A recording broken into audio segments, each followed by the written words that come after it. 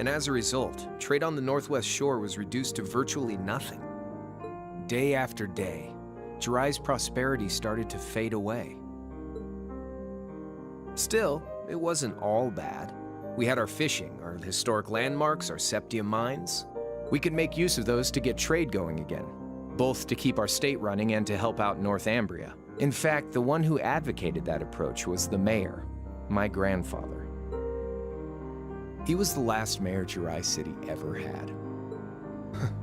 He was a stubborn old bastard, but he had this wry sense of humor and was well loved by everyone. I lost my mom and dad early, so he was also my only living relative. He taught me just about everything a guy could know. He was like a mom, dad, and your old master rolled into one, I guess. Anyway, fast forward to 10 years ago. Out of nowhere, we received this proposal from the Erebonian government. They said they wanted to extend a railway line from Heimdall all the way to Jirai. We relied on the sea for trade before, but there wasn't any reason to believe we couldn't benefit from being connected to Heimdall by rail. The proposal drew overwhelming support from the city's council, and as a result, my grandfather was forced to accept. Within a year, the city had all of its old life back and then some. The streets were more bustling than ever. But keep in mind, this was a result of huge amounts of imperial capital flowing into the city. Land and buildings we once treasured were bought up left and right. Everything became a target for investment. People only cared about making money. Something similar supposedly happened in Crossbell too, but unlike there, no opposition existed in Jirai. My grandfather sensed something was off, and he tried what he could to get the situation under control. Then one day, someone blew up the railway line leading to Jirai. Everyone demanded that it be repaired as quickly as possible. Everyone except the imperial government. Instead, they panned our national security arrangements for being insufficient and threatened to withdraw all imperial capital.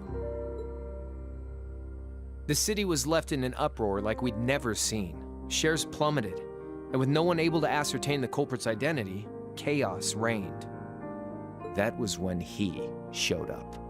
Chancellor Gileath Osborne, in his third year as representative of the imperial government, personally came to Jirai. We then received a second proposal. The restoration of the railway and its future security will be seen to by the Imperial Army. In return for our continued assistance in safekeeping, Jirai will come under the wing of our glorious empire and attain even greater prosperity as a special economic zone. The timing was too good to be true, really. Realizing this, my grandfather staunchly opposed the idea. He tried everything he could to convince the city's council to reject the offer. Unfortunately, once you taste the sweet fruit of prosperity, it's hard to want to go back. The council, made up of influential merchants in all their greed, jumped at the offer.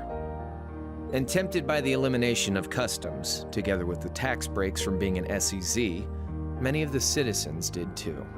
And during all that, they'd conveniently found a suspect behind the railway incident. My grandfather. He loved Jirai more than anyone, and up till then, its people loved him too.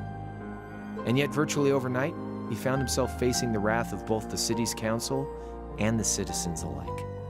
Left with no choice, he resigned from his position as mayor, and Jirai formally became part of the empire. Both of these things happened on the same exact day. That was 8 years ago. Naturally, everyone knew my grandfather wasn't the one who did it. They knew who was really responsible. They just turned a blind eye to the truth. See? I warned you. Just your run-of-the-mill sob story.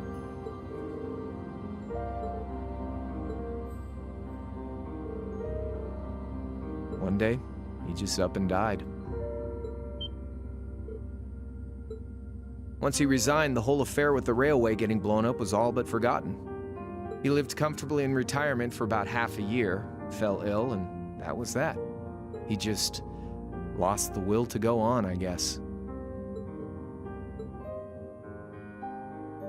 Like I said, he was the only family I had.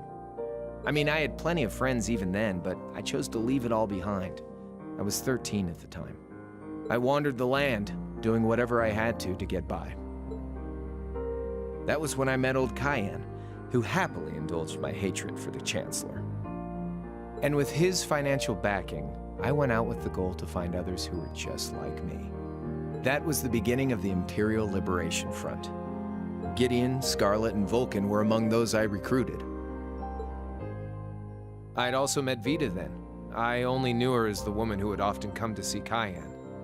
She guided me to a place below the city of Ortis, and there slept the Azure Knight Ordean. One after another, I overcame the same trials you did with your friends, but alone. And once I'd proven myself worthy, Ordean accepted me as his awakener. That was 3 years ago. I was 16. My preparations complete, I concealed my background and enrolled in a military academy near the capital. Everything I did for the sole purpose of taking the Chancellor's head.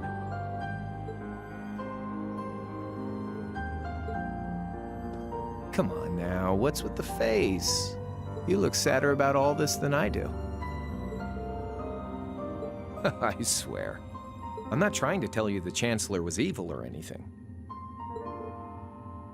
Still, there's no denying that he managed to outwit my grandfather.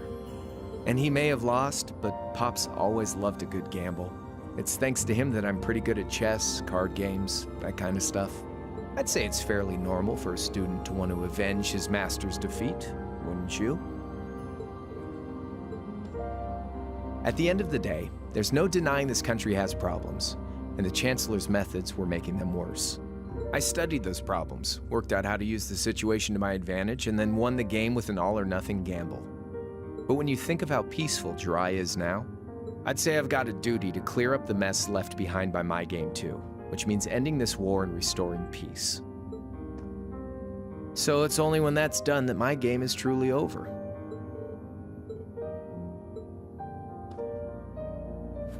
I don't want whatever your decision is to be influenced by my past, okay? Like Rufus said, you need to think long and hard about what it is you're fighting for. For you, more than anyone else.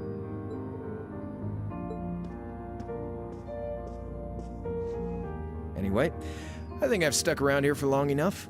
You're gonna be treated as a visitor. Well, sort of. It's about time for the higher-ups to head back to Heimdall, so go ahead and pass the time however you want.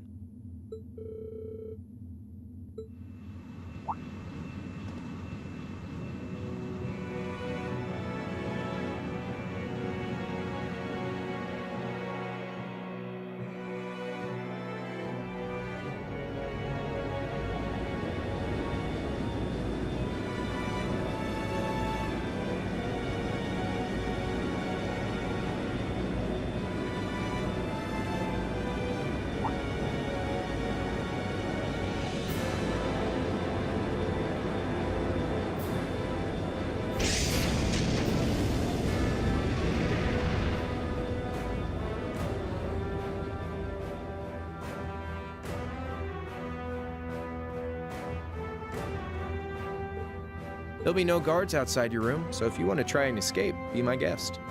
Just keep in mind that some members of Ouroboros and Zephyr are on board too, not to mention me, Scarlet, and Vulcan. So if you're up for a gamble of your own, get ready to take all of us on.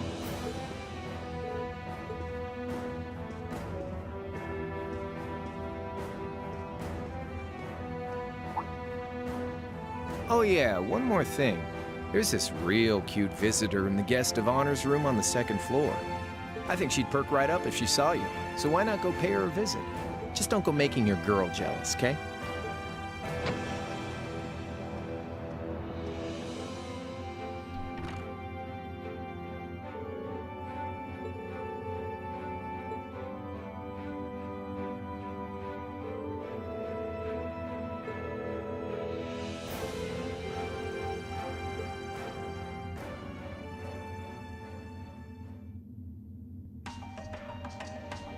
So I'll just say first, before we go to the second floor, we're going to speak to all the members of Zephyr and Ouroboros.